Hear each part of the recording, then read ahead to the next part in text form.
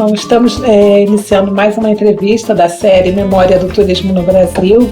Dessa vez a nossa entrevistada é a técnica do IPHAN, técnica em patrimônio do IPHAN, a Cláudia Baeta Leal, doutora em História e que tem contribuído muito com as pesquisas no que se refere ao patrimônio, essa relação da nossa proteção, da nossa trajetória de proteção do patrimônio e os debates com agências internacionais como a Unesco. Então eu queria agradecer a presença da Cláudia aqui conosco hoje e começar já com essa primeira pergunta, sabe, Cláudia? Falar um pouquinho de como era o DEFAN. DEFAN é a sigla anterior, né, ao IPHAN. Você poderia falar um pouco do período em que o IPHAN era o DEFAN e como é que era nesse momento, lá na década de 60, no que se refere às ações, às políticas, como é que esse órgão operava naquele momento? Claro, obrigada pelo convite, obrigada por estar aqui. O IPHAN, né, eu acho que em outras entrevistas acho que isso vão aparecer, ele teve diversas nomenclaturas, inclusive IPHAN mais de uma vez, e nesse momento, né, quando era a diretoria do Patrimônio Histórico e Artístico Nacional, e é marcado, né, pela importância, né, que deixa de ser um serviço para ser um departamento, né, do Estado, e que assume também, supera um pouco esse período inicial de apresentação do patrimônio como uma política ou como uma categoria urbanística e artística e histórica, né? Uhum. Mas se as discussões da década de 30 e 40 eram muito final de 30, 40 e 50, eram muito de afirmar patrimônio como uma legislação e normas que influenciavam a propriedade privada, a discussão, todas as discussões urbanísticas. Já na década de 60, no que eu estudei, já entra uma questão de desenvolvimento também, né? A discussão sobre essa dicotomia que já foi enxergada como dicotômica e em alguns lugares ainda se reforça entre desenvolvimento e preservação, como se houvesse uma barreira entre os dois e mesmo como se este órgão, né, o Departamento do Patrimônio, pudesse estar embarreirando a questão do desenvolvimento. Há uma discussão bastante sensível que é o quanto o atraso, entre mil aspas, significou a preservação dessas cidades, de novo, entre aspas, descobertas na década de 20 e 30, que eram cidades que foram muito ricas e que, né, tiveram uma decadência econômica, né, durante o século XIX, começo do XX, e teriam se mantido. Essa ideia de que a pobreza preserva, o pouco desenvolvimento preserva, ainda é acionado muitas vezes quando se discute que preservar casarios antigos, arruamentos antigos, modos de vida não modernos, não ocidentais, não urbanos, significa atraso. Então, na década de 60, isso estava muito potente, essas discussões. Se a gente pega vários dos documentos internacionais da década de 60, essa discussão entre o grande desenvolvimento, a urbanização, a industrialização, significava tanto impactos danosos para modos de vida antigos ou tradicionais, ou mesmo casarios, toda uma arquitetura.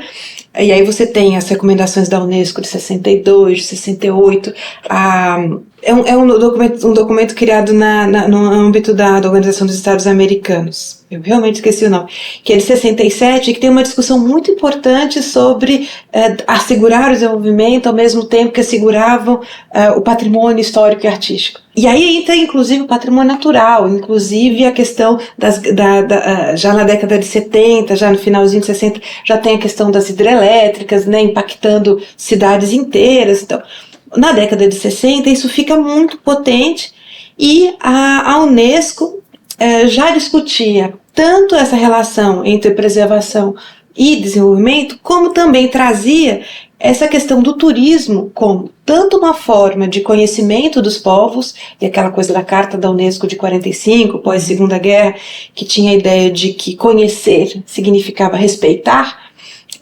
mas também trazendo essa valorização de uma diversidade das culturas do mundo, tal. E é na década de 60 que se desenvolve e que se tem as discussões que vão culminar na Convenção da Proteção do Patrimônio Cultural e Natural, do Patrimônio Mundial Cultural e Natural, de 1972. E essa discussão, ainda que meio pouco firme na ideia de turismo, ela já apresenta um recurso importante a que o Brasil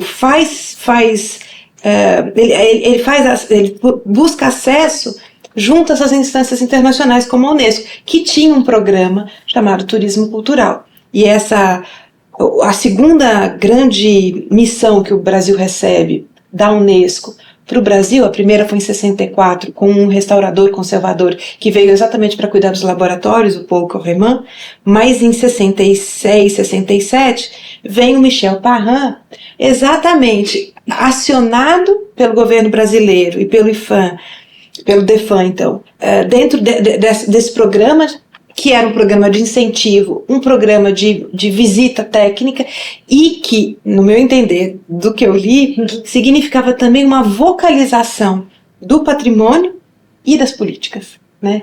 Neste momento, o turismo entra como um recurso de divulgação, de promoção, de vocalização desses sítios e das políticas de preservação, das políticas econômicas, das políticas turísticas, do próprio cenário brasileiro, né?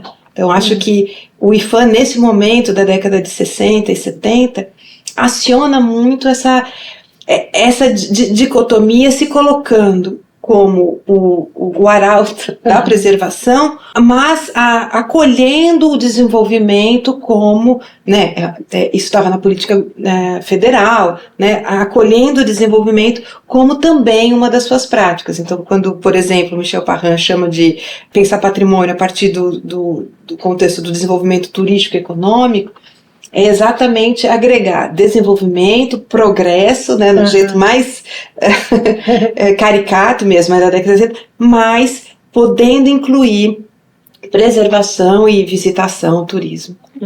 Agora, Cláudia, na sua fala você trouxe aí a questão do desenvolvimento, né, que era um grande debate nesse momento, na década de 60, continua ainda na década de 70, aí também fala desse outro ator, né, que é a Unesco, que está aí, de alguma forma, promovendo a indução de um determinado pensamento, né, de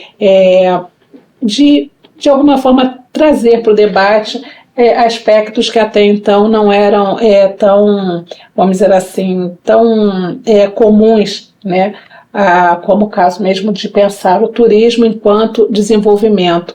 Aí você também falou de um processo, vamos dizer assim, que é capitaneado por esse próprio órgão, que eram as missões. E você também tem um projeto, né, um projeto de pesquisa que fala desses consultores, que fala um pouco dessas missões. Você poderia falar mais sobre isso para a gente? Claro. Sobre as missões da Unesco? Foi uma série de visitas de especialistas, notadamente europeus, belgas, franceses, ingleses, que vinham fazer essas visitas e dar prognósticos ou diagnósticos das discussões que estavam colocando. Michel Parrin, ele teve, no meu entendimento, do que eu conheço, teve a missão mais abrangente, né? Ele visitou dezenas e dezenas de municípios, fazendo um diagnóstico super bacana. E aí a documentação mostra, tem uma coisa interessante, que é quando eles estão discutindo, os embaixadores do Brasil junto à Unesco, discutindo com o governo brasileiro, com o presidente do IPHAN, do diretor do IPHAN, eles falam que havia um programa com o nome, da denominação esdrúxula, e aí ele coloca entre aspas, de turismo cultural, que era essa ideia de contar com um especialista europeu que viesse ao Brasil, fizesse uma análise, um diagnóstico da situação dos sítios, também conhecesse essa variedade que estava aqui, e mais, eu acho que ainda na década de 60, ainda que isso vai se romper um pouco lá em 79, quando a Luiz de Magalhães assume a presidência do IPHAN, que aí já será serviço, será secretaria. O que tem é uma ideia de que o Brasil ele participa sim desse universo das belas artes e de uma cultura universal, né? Márcia Chuva, né, que é uma historiadora da Unirio, ela tem um trabalho super importante mostrando quanto a diversidade, que é aquela diversidade que Mário de Andrade está trabalhando na década de 30, é superada dentro do IPHAN pela ideia de nós, o Brasil, a arte brasileira, a arquitetura brasileira, as cidades brasileiras participarem de uma noção do que era universal, a partir da Europa, obviamente. E aí essa visita desses europeus aqui na década de 60 e 70 tem muito de validar, né, esses espaços, eu acho, desses espaços urbanos, e de pensar, fazer uma avaliação das políticas de preservação que estavam correndo aqui, mas também de dar sugestões, tanto não posso usar sustentabilidade naquele momento, mas assim, de uma utilização lucrativa daqueles espaços, de investimentos que podiam ter sido feitos.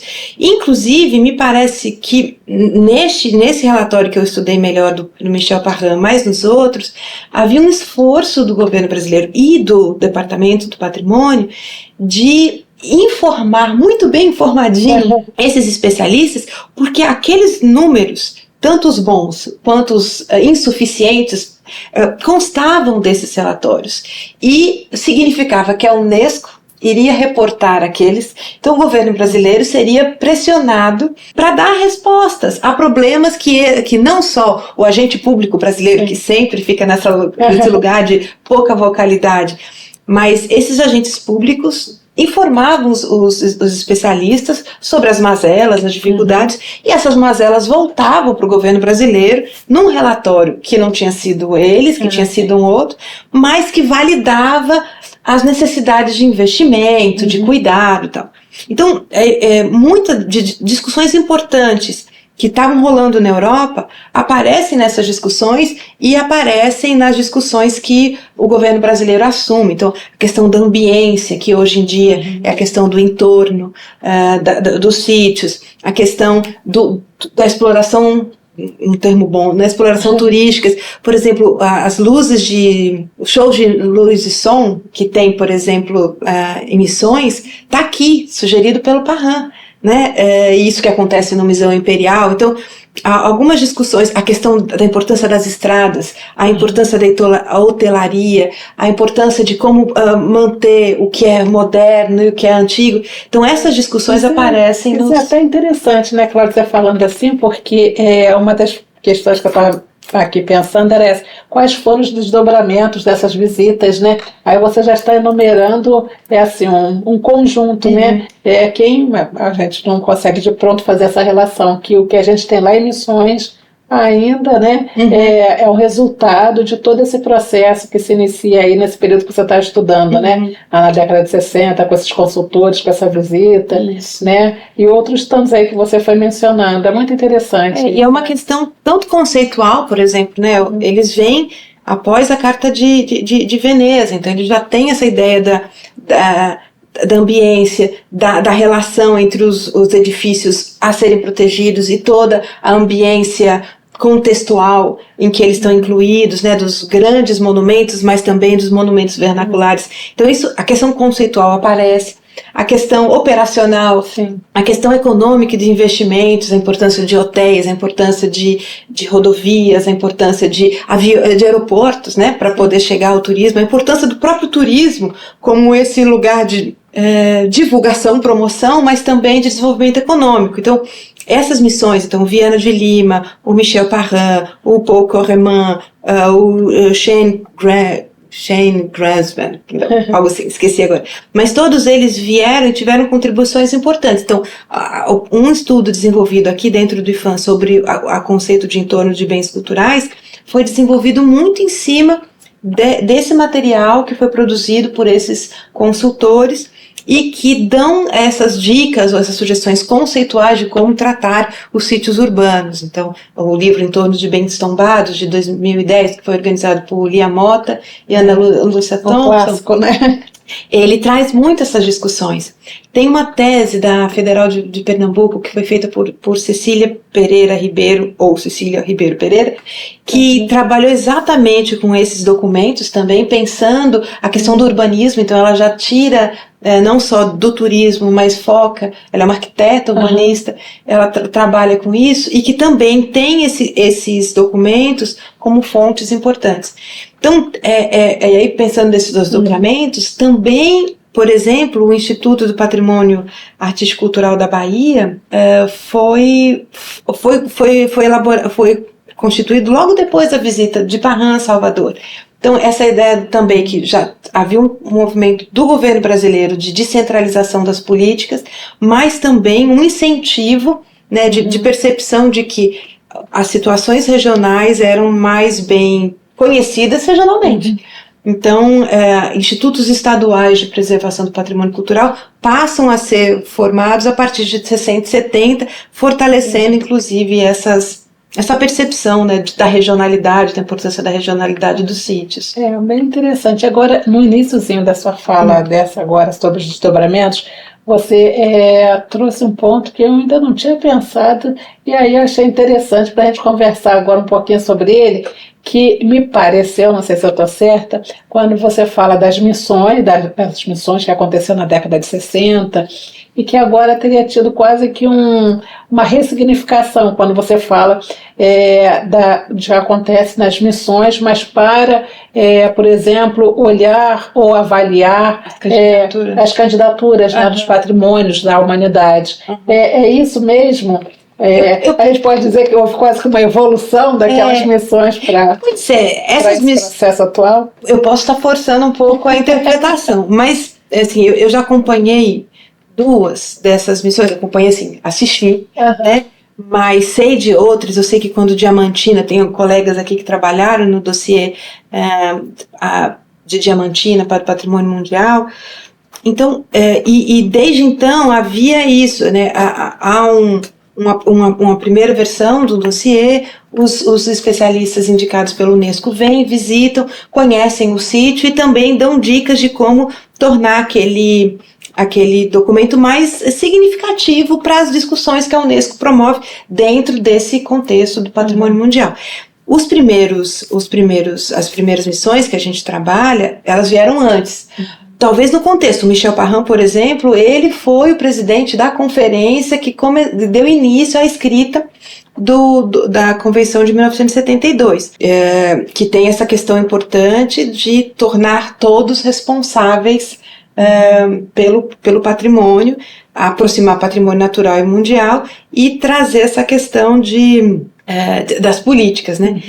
E aí eu entendo hoje que essa discussão entre o que localmente a gente produz e como, tanto o ICOMOS, que é o órgão que avalia os bens, as candidaturas a patrimônio cultural, avalia, ou natural, ICN, eu acho que eles representam um pouco essa leitura que pode estranhar, né? O nosso sentido, me parece, de elaborar dossiês é de tornar aquilo um bem comum da humanidade, né? De transformar aquilo algo que, como o sítio do Valongo, ou o Rio de Janeiro, paisagens entre a montanha e o mar, colocam os bens culturais, o sítio Burle Marx. Aqui no Rio a gente tem um monte, tem vários, né? Paraty, né? Então, como a gente transforma esse bem que é tão caro para nós brasileiros, ou habitantes do Rio de Janeiro, ou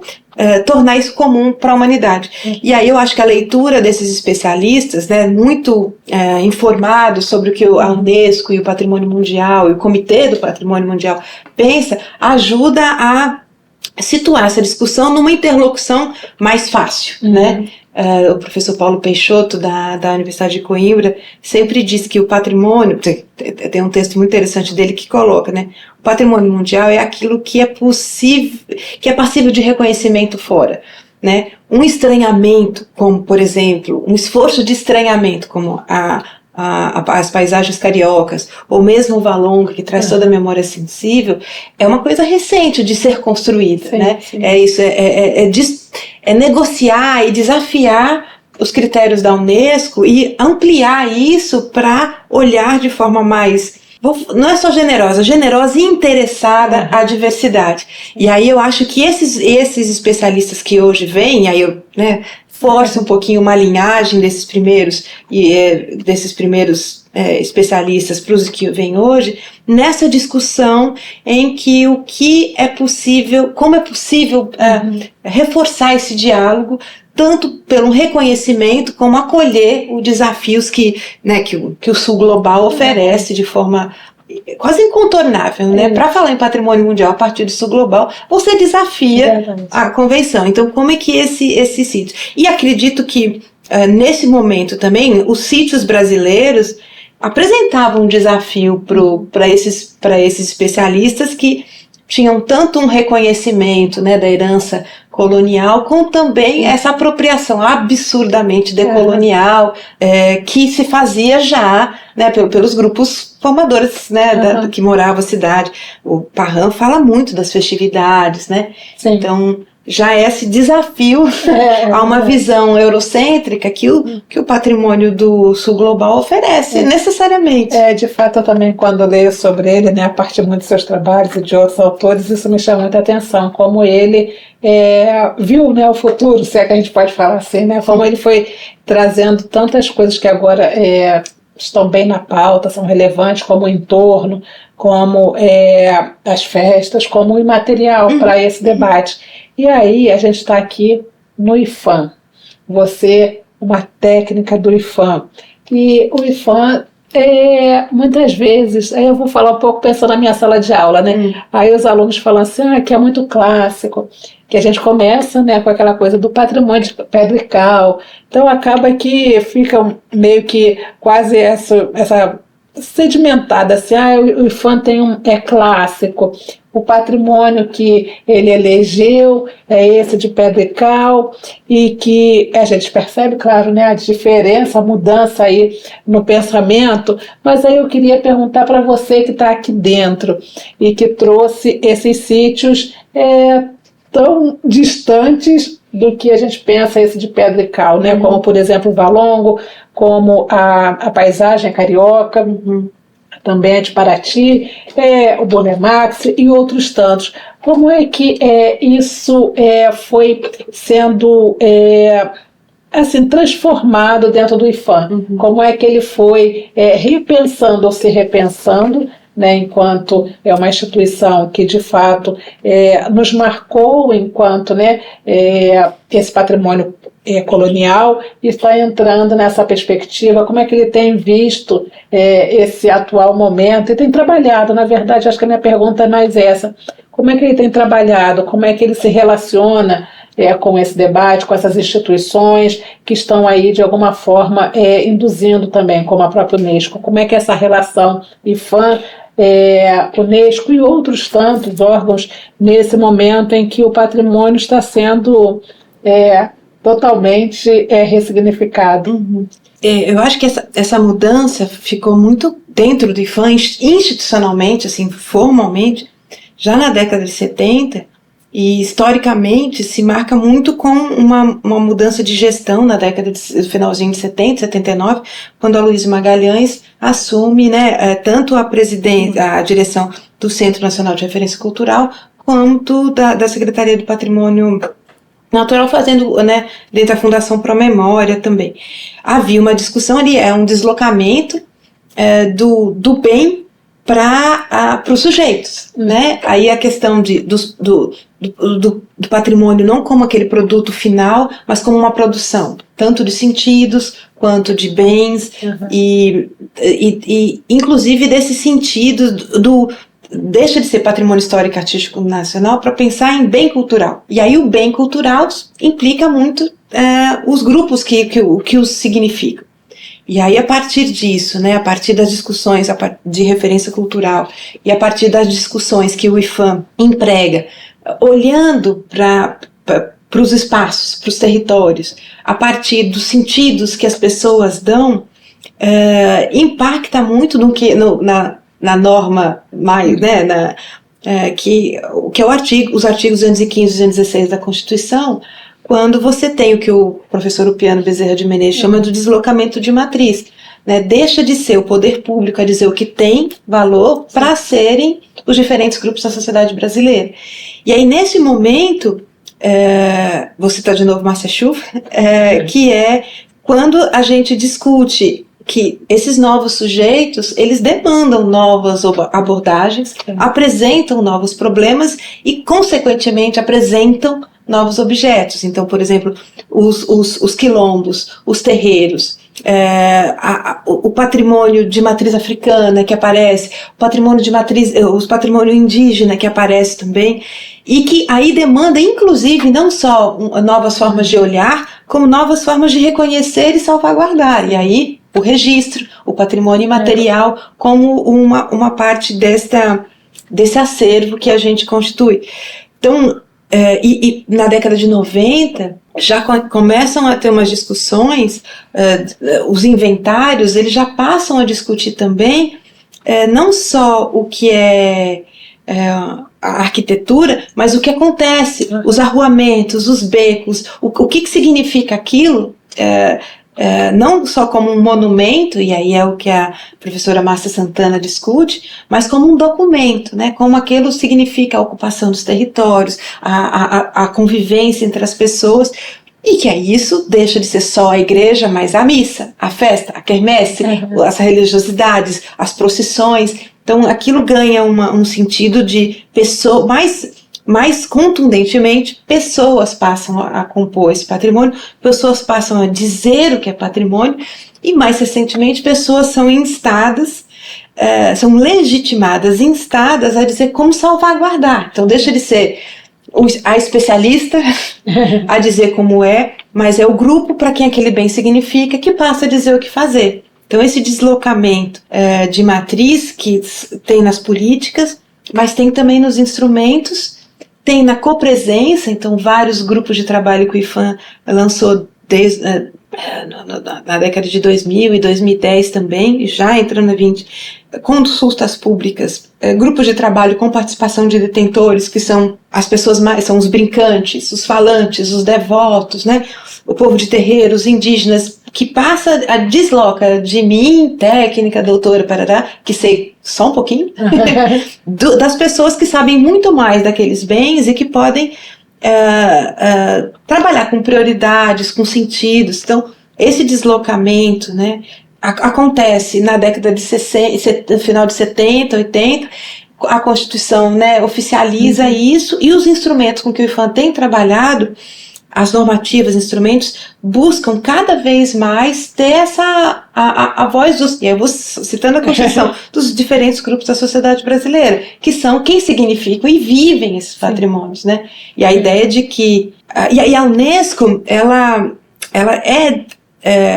não só coloca isso, e aí em 2009, se eu não me engano, ela passa a incluir comunidade como um dos objetivos estratégicos do patrimônio mundial. Então não basta a conservação, a comunicação, a capacitação, você tem que ter a comunidade significando, e aí todo esforço de interpretação, a apresentação, comitês gestores do patrimônio mundial. E a professora Laura Jane Smith, que é uma pesquisadora e professora australiana, ela fala muito, por exemplo, do que significou a Convenção de 2003, que é a Convenção, né, do Patrimônio Cultural e Imaterial, para repensar o patrimônio cultural, o patrimônio mundial. Ela fala como é um desafio às normas e às categorias e valores que estão colocados lá, porque coloca em outro sentido, deixa de ser apenas o que a gente quer, o passado que a gente quer legar para o futuro, mas situa a discussão no presente. O que as pessoas hoje, como as pessoas vivem, e aí o turismo, ele não acontece no futuro. Ele acontece no presente, as políticas públicas acontecem no presente, a luta por direitos, aos modos de criar, fazer e viver acontece no presente. E isso, incorporando as pessoas no presente, a gente viabiliza uma preservação para o futuro. Então, assim, o passado, ele passa por ser significado no presente, e essa valorização é o que lega o futuro, né? Eu me empolgo, desculpa. Tá ótimo, Cláudia. Aí você falou agora no turismo, né? Eu acho que os convidados que já passaram, que vão passar ainda aqui na série, de alguma forma vão sempre recuperar, né? Nas falas sempre vai aparecer o que eu tenho visto também nas minhas próprias pesquisas, que é essa relação muito clara entre o patrimônio e o turismo. Tanto é que num determinado momento, né, os dois órgãos, né, tanto o IPHAN quanto a Embratur, estiveram próximos, né, realizando projeto em comum, e enfim, tem aí esse passado que de alguma forma, né, ligou as duas instituições e os temas patrimônio e turismo. Agora você que está aqui dentro do IPHAN há um bom tempo, que tem se dedicado não só a pesquisar, mas também na sua atuação mesmo profissional no que se refere a tudo que demanda dentro do próprio órgão, o que você poderia falar para a gente a partir de dentro do órgão sobre o turismo? A minha pergunta acho que seria basicamente assim, como é que o IPHAN pensa o turismo? O que ele entende? Como é que ele, de alguma forma, busca se relacionar, se é que busca? Onde é que o turismo entra em todos os debates que vocês têm aqui nessas propostas, como a da patrimonialização do Valongo e outras tantas, né? Eu tenho falado muito para os meus alunos que as minhas pesquisas, meus dados me fazem pensar que muitos patrimônios eles têm sido quase que indissociados, né?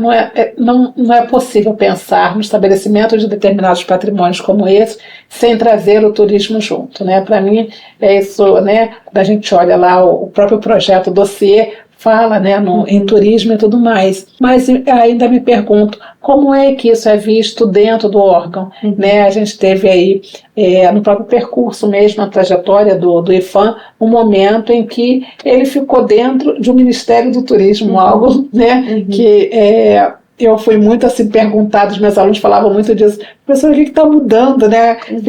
O que significa ter sido deslocado, ter sido colocado dentro do Ministério do Turismo? E enfim, como é que vocês têm lidado com essa questão? Como é que o turismo aparece, é trabalhado, é pensado aqui no IPHAN? Não sei se vocês viram a campanha recente do IPHAN, que é Onde Tem Brasil, Tem IPHAN. Né? Para além de uma discussão, né? O vídeo ficou lindo. Para além dessa discussão da própria institucionalidade do IPHAN, que nós temos unidades em todos os 27 estados, 26 mais o DF, nós temos 35 ou mais escritórios técnicos que têm. Temos 6 unidades especiais. É bom chegar num lugar e ver, né? Eu estive lá em Alcântara, aí quando eu vi lá o escritório foi gostoso, foi bom, né? Bom. Eu me sinto também assim. Bom. Eu sempre ando, inclusive, com um crachazinho na bolsa. É um orgulho, assim. Não, com certeza. Eu trabalho, vou fazer 19 anos que eu estou no IPHAN, e tudo que eu aprendi, assim, eu me formei como servidora pública e como especialista em patrimônio dentro do IPHAN. Então, eu falo muito a partir das políticas de patrimônio mesmo. Penso o Estado brasileiro a partir das políticas de patrimônio. Sei que existem muitas outras tão importantes, mas penso essa discussão dentro de um conjunto de políticas e que o IPHAN atua onde outros talvez não atuem. Né? Junto com culturas menos hegemônicas, menos valorizadas, pouco valorizadas no mercado, espaços, né? E atribui valor oficial, né? Ou reconhece o valor, reconhece oficialmente o valor atribuído dentro desses locais. Então, eu entendo que patrimônio não é só destino turístico, assim como destinos turísticos não são só patrimônio, né? Eles não podem ser confundidos. Existe todo um turismo, né, de sol que às vezes acontece em lugares patrimonializados ou não. O que eu tento, e aí talvez seja um jeito até pouco mas aí sou eu falando, não é só o IFAM. Eu acho que o IFAM tem investido, sim, em tornar visíveis esses sítios. E aí isso eu acho muito bacana, que é discutir a diversidade, não a homogeneidade, sabe? É o que há de diferente entre Olinda, Salvador, Rio de Janeiro, não o que há de igual, né? Não é o que é patrimônio mundial a partir de especificidades locais, e isso é que torna importante. Então o IFAM, eu acho que investe na divulgação da diversidade, e acho que é um papel aí dos servidores públicos, dos serviços públicos, divulgarem como aquelas coisas existem, porque existem políticas públicas, né? Não é só força de vontade, existe todo um deslocamento de recursos financeiros, recursos humanos, recursos conceituais para que aquilo se mantenha. Né, que aquelas pessoas possam continuar fazendo maracatu e que tenham direito a viver daquilo, que a capoeira aconteça nos lugares, em que os capoeiristas não sejam alvo de perseguição racial, policial, sabe? Que acontece, assim, o quanto essas políticas podem preservar terreiros e o direito da matriz africana, sabe, as religiões de matriz africana, o quanto as parteiras podem ser valorizadas junto ao SUS, né? Então a questão dos direitos, né, e a questão das políticas públicas e os sítios, eu acho que é uma coisa que eu não sei se vende, mas eu acho que é um papel do servidor público, menos dos espaços turísticos, que é deixar muito claro o que há de política, o que há de república, o que há de investimento, que aqueles impostos que as pessoas reclamam de pagar, volta muito para que existem técnicos que consigam, né, agora mesmo, né, um grande descoberta de um barco dentro de uma escavação para prédios que estão sendo construídos para a COP lá em Belém, descobriram um barco. E aí é isso, são os arqueólogos que vão lá, que pesquisam, a partir daqui o que vai fazer, onde vai colocar. Então toda essa discussão, toda essa política acontece nesses sítios turísticos. E aí não é para botar tapume e deixar a gente do outro lado, né? Porque Salvador, Olinda, Recife, o Cais do existem porque existem. As políticas são efetivamente acionadas pelos aqueles grupos. Então todo o percurso da Pequena África na região do Valongo é fundamental para que não seja só o olhei, vi, não, olhei, entendi, me sensibilizei, pensei sobre aquilo, pensei naquilo na minha cidade, quais são os lugares, né, em que a gente pode retratar essa história tão sofrida. Então eu acho que o turismo, que esse é o papel, né, Cláudia, não o IFAM, mas acho que o IFAM tem conseguido destacar que onde tem Brasil tem IFAM, e onde tem turismo também, em muitos desses lugares tem todo um trabalho bacana do Ministério do Turismo, mas também do IFAM, né? E não é só o venda de pacote, é manter que aquele lugar seja legal, seguro, bonito, compreensível, porque às vezes a gente só olha e não entende, mas tem camadas de sentidos ali, e de esforços, e de leituras, e de pessoas, e de histórias. Então acho que o IFAM dá conta um pouco disso, né? Não é só a placa IFAM que aparece lá, mas é o material que produz. Eu acho que tem muito a ver. O IFAM investe em mostrar as políticas, não por trás, mas que viabilizam esses lugares. Não sei se seria isso, né, Cláudia? Talvez seja um pouco dessa forma, né, que o IFAM de alguma forma dá visibilidade e promove as políticas que tornam aquele patrimônio, que também é uma atração turística, em algo além do que aquele simples, vamos dizer assim, algo que, como você falou, né, que chega lá, olha, ok, não é consumo, né? É compreensão. Isso, acho que tira da ideia um pouco desse consumo vulgar para uma outra, né, torna aquele bem de fato um bem, e não, né, um simples material de consumo. Acho que talvez a gente possa pensar o que o IFAM tem feito, essa relação do IFAM com o turismo, um pouco por aí, né, em atribuir ou apresentar, demonstrar esse valor que aquele bem tem para além do simples consumo, né? Isso se faz mesmo, como você falou, com políticas, né? E inclusive essa ideia de interpretação, de apresentação, dos centros de interpretação, dos comitês de gestão, por exemplo, do patrimônio mundial, ou mesmo dos comitês de salvaguarda, né, significa colocar essas camadas de interpretação. Então, aquele turista mais desavisado vai gostar, aquele estudioso vai gostar um bocadinho mais, aquele morador vai olhar ali porque vai visitar ali não só por isso, mas porque aquilo tem um sentido, aquela pessoa que já morou lá vai voltar. Então, essas camadas de valores, essas camadas de interpretação são viabilizadas a partir, né, dos pesquisadores, né, e também das políticas, né, que quando o IFAM consegue, né, trazer esses sentidos, fazer as publicações, fazer vídeos, ter uma casa do patrimônio no espaço, ter um sítio, ter um escritório do IFAM lá, conseguir folhetos que não são só o folheturismo, mas são produtos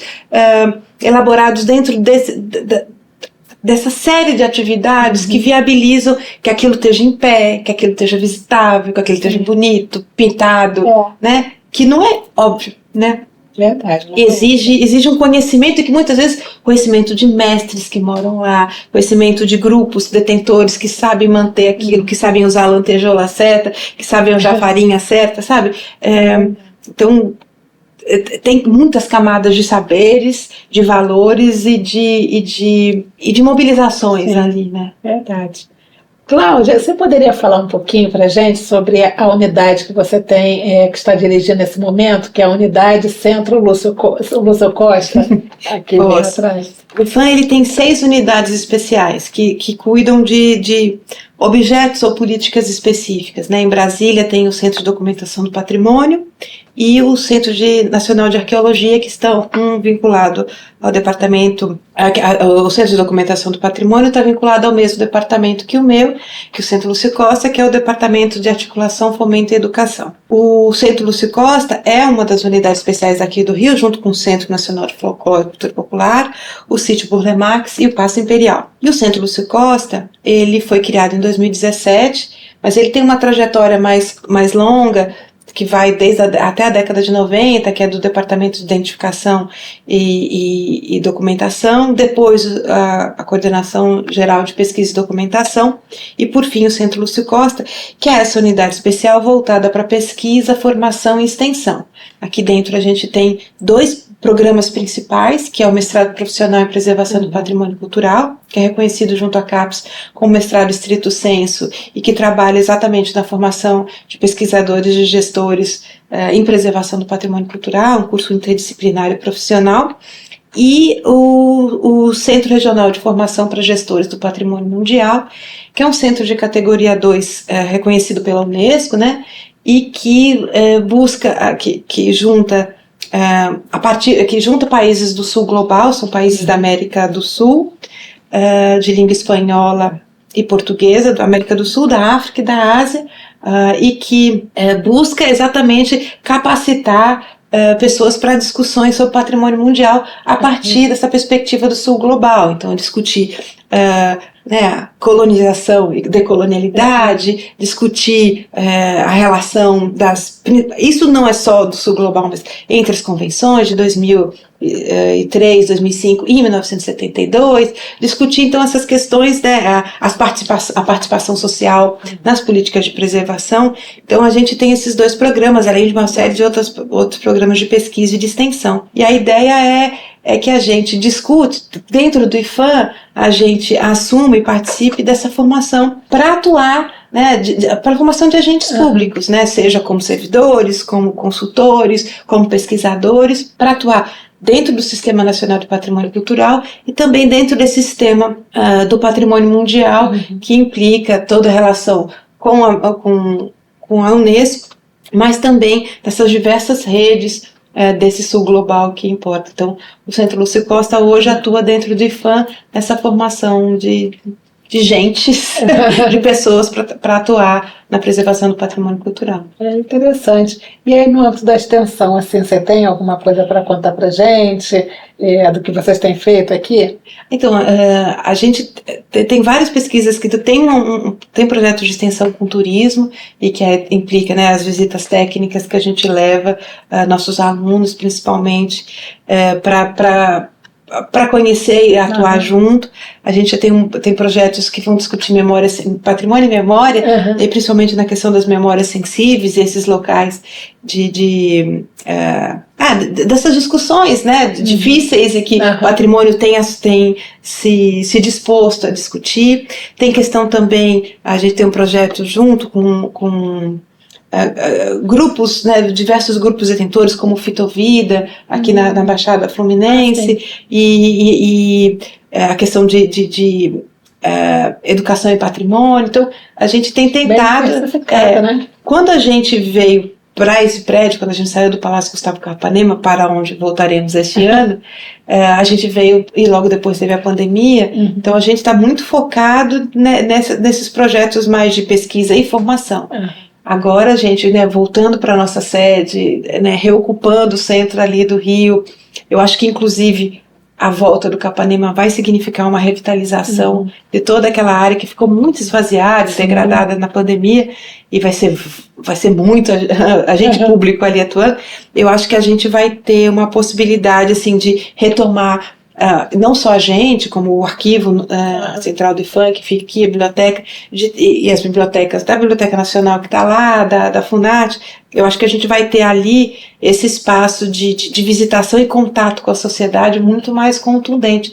Aqui é um prédio bacana para trabalhar, mas ele não tem essa vitalidade, esse apelo que o Palácio Gustavo Capanema tem. É uma identidade, né? Pois é identidade. E é um prédio que chama a atenção das pessoas, né? É um prédio de visitação e é um prédio de política de cultura, né? Então ele vai estar a Funarte, vai estar a Biblioteca Nacional, a Fundação Palmares, o Sítio Burle Marx, o Centro Lúcio Costa. Então a gente vai ter ali um espaço de produção de políticas culturais, e aí acho que a extensão vai ficar ainda mais contundente nesse espaço. Cláudia, foi ótimo, muito bom conversar com você, agradecemos aqui a sua participação, e a gente se despede esperando aí o próximo episódio.